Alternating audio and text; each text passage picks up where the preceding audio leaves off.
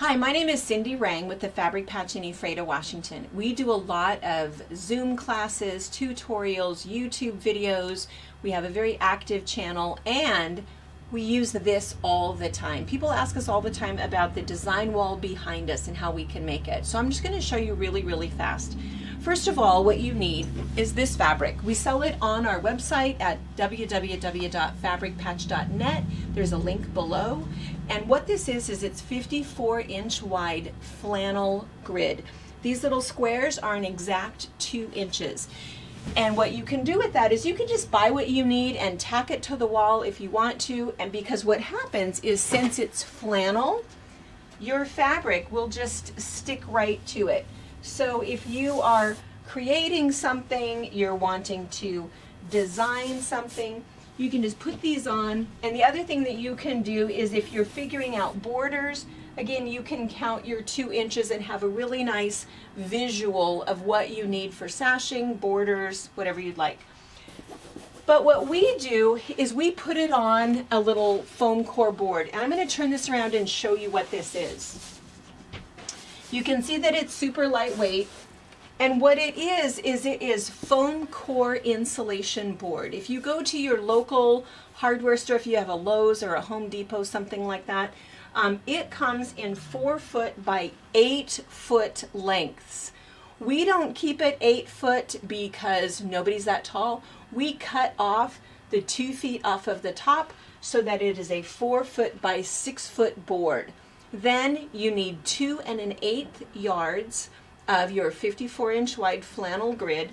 And then what we do is we wrap it around, and if you can see this up close, we just tape it. This is just a strong packing tape, and we just tape it down. We have tried other things in the past. We've done staples, different things. They just kind of pull out and they don't stay.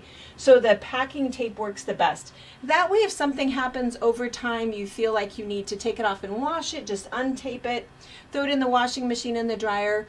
You might need to press it. We usually don't. Tape it back on. Want to go back to this foam core insulation board for a second. You might find that there's 3 different sizes. Our local one has a thin one that's about a 1/2 inch, and I think it's maybe roughly $9. There's this 1 inch. I'm going to turn it. Can you kind of see? 1 inch wide. This is about $14. It also comes in a 2 inch thick, and that's like $25.